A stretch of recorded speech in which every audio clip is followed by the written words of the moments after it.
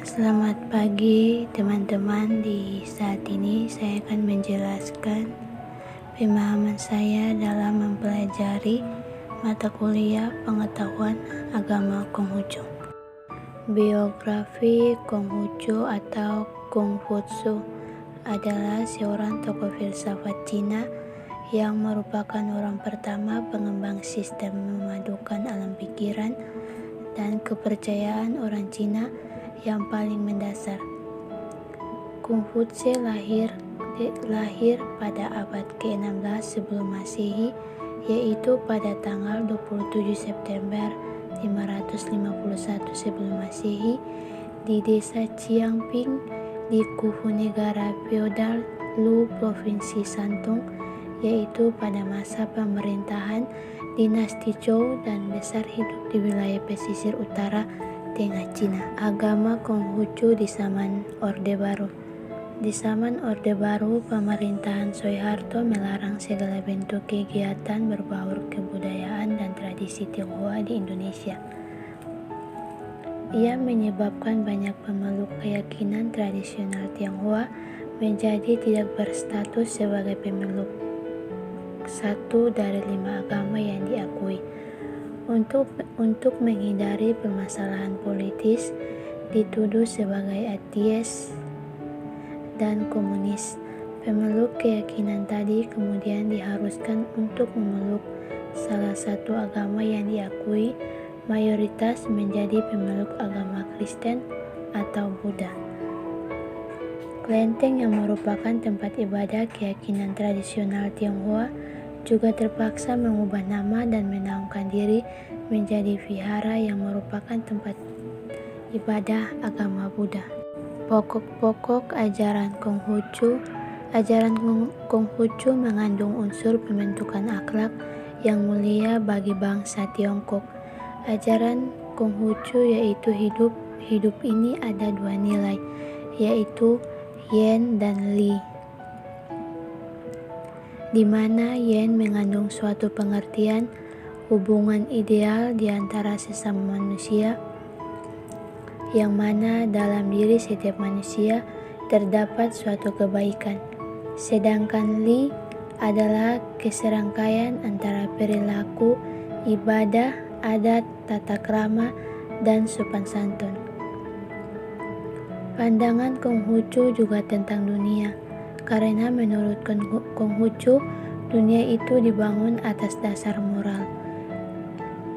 Ia juga mengatakan bahwa bukan sistem yang membuat manusia hebat, melainkan orang-orang yang membuat sistem itu hebat. Masyarakat Tionghoa mempunyai pemikiran tradisional, yaitu 1. Kepercayaan masyarakat Tionghoa dan sejarah kebudayaan kuno yang dimulai dengan mitologi-mitologi.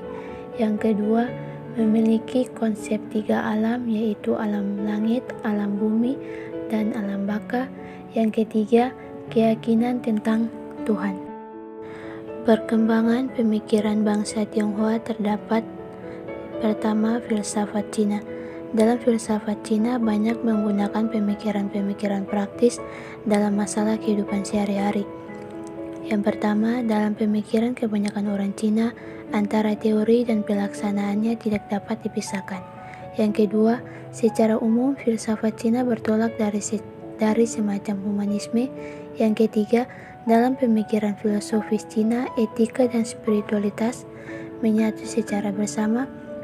Yang kedua, periodisasi filsafat Cina.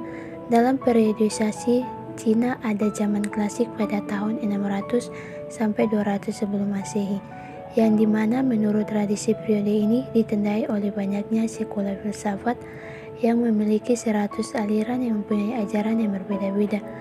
Ada beberapa sekolah di zaman ini, yaitu Konfusianisme, Taoisme, dan Yin Yang. Konghucu sebagai seorang pendidik. Konfusius merupakan orang pertama dalam sejarah Cina yang memberi pelajaran kepada murid dalam jumlah yang besar. Dalam menyampaikan ajarannya, Konfusius senantiasa menekankan nilai moral yang terkandung di dalamnya. Dengan demikian, ia bukan sekedar penyiar ajaran, melainkan juga menciptakan sesuatu yang baru, Ia selalu menganjurkan agar manusia berpikir sendiri. Konfusius sangat menekankan pentingnya pendidikan bagi manusia, karena baginya pendidikan dapat mengubah serta menghapuskan kebodohan yang terdapat dalam masyarakat. Pendidikan baginya adalah jalan yang akan mengantarkan suatu negeri mencapai kemakmuran. Melalui jalur pendidikan, Konfusius berusaha mempengaruhi orang-orang muda yang diharapkan akan menjadi penguasa. Ia berpendapat bahwa pemerintah harus dibangun dalam rangka mewujudkan kesejahteraan serta kebahagiaan seluruh rakyat. Karena bagi Konfusius, pendidikan menghapus kebodohan. Inti dari ajaran Konfusius lebih menekankan pada masalah manusia dan kehidupan di dunia, yang mana lebih banyak membahas tentang masalah pendidikan moral. Konsep dasar mengenai kehidupan dan kematian, dunia dan akhirat, dan ajaran Meng Tzu dan Sun Tzu. Konsep dasar mengenai kehidupan dan kematian. Menurut keyakinan umat Konghucu, nasib manusia setelah kematian ditentukan perbuatannya selama hidup di dunia. Jika hidupnya sesuai dengan jalan suci, maka ia akan menjadi Seng yang akan menjalani hidup kekal. Seng naik ke surga dan immortal, artinya hidup abadi di alam surga, di samping Tuhan. Sedangkan mereka yang menyimpang dari jalan suci akan menjadi Kui atau semacam hantu yang tinggal di bumi. Keyakinan ini disebut dengan Kui Seng. Ajaran Meng Tzu dan Sun Tzu.